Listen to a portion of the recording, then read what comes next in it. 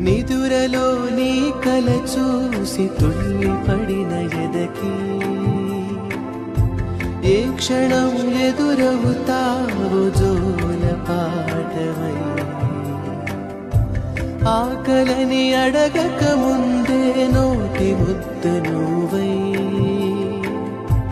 ఏ కథలు వినిపిస్తావో